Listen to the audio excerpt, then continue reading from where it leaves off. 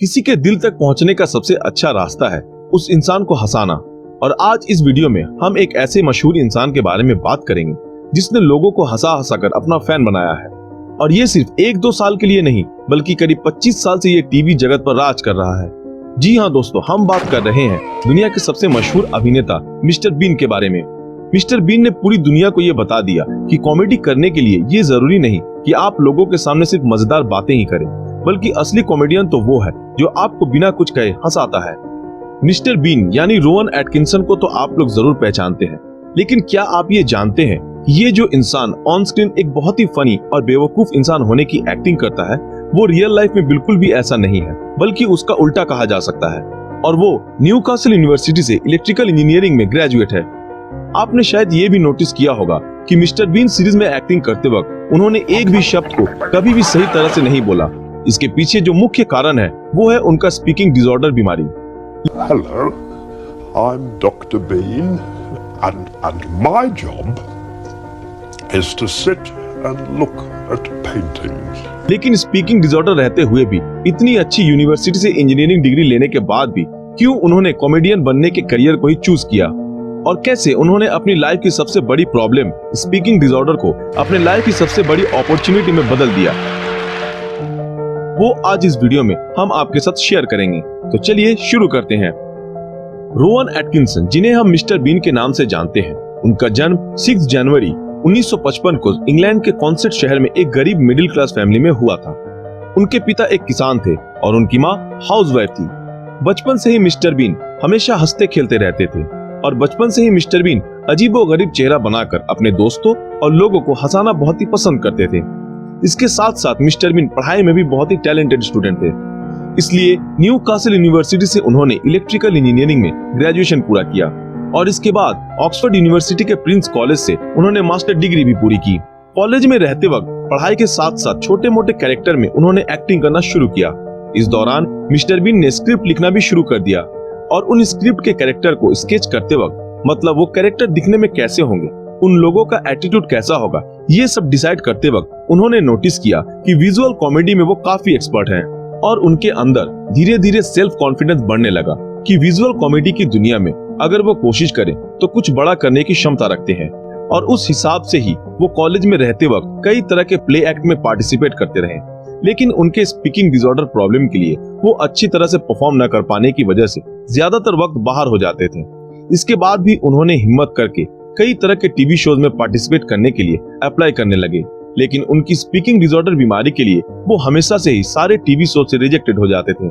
लेकिन mentally depressed हो जाने के बाद भी उन्होंने अपने टैलेंट के ऊपर से कभी भी भरोसा नहीं खोया। फिर वो अकेले ही अपने प्रॉब्लम को ढूंढ निकालने की कोशिश करते रहे और इस तरह से ढूंढते ढूंढते उन्होंने नोटिस किया कि वो जब एक्टिंग करते हैं तब वो फ्लुएंटली बात कर पाते हैं। That man must not become king. लेकिन नॉर्मली फ्लुएंटली बात नहीं कर पाते। इस वजह से उनका कॉन्फिडेंस थोड़ा सा लौट आया और इसलिए मिस्टर बीन ने हार ना मान के फिर से अप्लाई करना शुरू कर दिया। लेकिन इस बार अच्छी फेस और हीरोइक बॉडी ना होने की वजह से उन्हें फिर से रिजेक्टेड होना पड़ा। ऐसे में कोई ऑर्डिनरी इंसान होता तो यही सोचता कि पागल है क्या, एक तो स्पीकिंग डिसऑर्डर है, ऊपर से दिखने में भी ऐसा है, क्या जरूरत है ये सब एक्टिंग दुनिया में अपना करियर बनाने की। इंजीनियरिंग मास्टर डिग्री है तो किसी भी एक अच्छा सा जॉब करना ही सबसे बेटर है। लेकिन रोवन एटकिंसन कोई ऑर्डिनरी इंसान नहीं थे, बल्कि वो एक एक्स्ट्रा ऑर्डिनरी इंसान थे और ये बात भले ही पूरी दुनिया को पता नहीं थी, लेकिन वो खुद ये बात बहुत अच्छी तरह से जानते थे और इसलिए वो अपने पैशन को फॉलो करने से कभी भी पीछे नहीं हटे। और वो एक बात बहुत अच्छे से समझ गए थे कि इसके बाद भी उन्हें उनके स्पीकिंग डिसऑर्डर प्रॉब्लम के लिए सारे टीवी शो से रिजेक्टेड होना पड़ेगा।